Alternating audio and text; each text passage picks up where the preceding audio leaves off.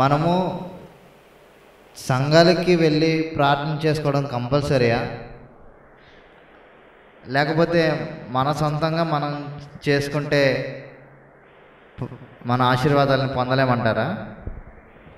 Bible చాలా చెప్తుంది, మీరు ప్రార్థన చేసుకోవాలంటే చక్కగా స్నానం చేసుకొని మంచి బట్టలు తలంటుకొని తక్కువ నూనె పెట్టుకొని మీరు గదిలోకి వెళ్ళి తలుపేసుకొని మీరు ప్రార్థన చేయండి.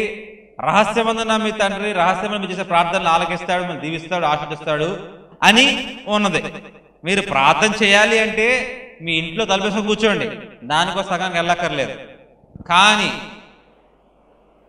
హెబ్రేసు పత్రికలు చూసుకున్నట్లయితే మీరు సమాజంలో కూడిక మానక ఒకరినొకరు వాక్యంతో హెచ్చరించుకొని దేవుని ఆరాధించాలంటే మాత్రము ఖచ్చితంగా చర్చికి వెళ్ళాలి.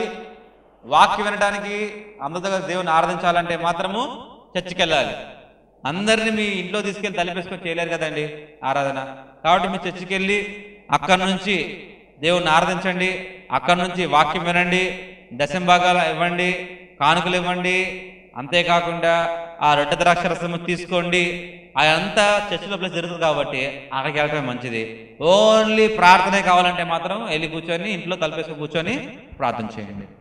Thank you. అంటే రెండిట్ల వల్ల వచ్చే ఆశీర్వాదాలకి తేడా ఏమంటారా? ఏంటండి? మనం ఇండివిజువల్గా చేసుకునే ప్రార్థన వల్ల వచ్చే ఆశీర్వాదాలకి చర్చికి వెళ్ళే వస్తే ఆశీర్వాదాలకు తేడా? అవును, మీరు ప్రార్థన కోసం చర్చికి వెళ్తే అక్కర్లేదు. ఎందుకంటే ప్రార్థనలు నలుగురు చూస్తే చేసేది కాదు, ఒంటరిగా చేసేది. దానివల్ల దేవుడు మహింపడ్డాడు. కాకపోతే నువ్వు లోపలికి వెళ్ళి తలుపేసుకొని ప్రార్థన చేయి. రహస్యంలో చేసే ప్రార్థనలు రహస్యమైన తండ్రిని ప్రార్థన కాబట్టి దీవిస్తాడు, ఆశీర్వదిస్తాడు. కాబట్టి దీవెనలు ఆశీర్వాదాలు కావాలంటే మాత్రం ఖచ్చితంగా ఇంట్లోకి తలుపేసుకొని ప్రార్థన చేయండి.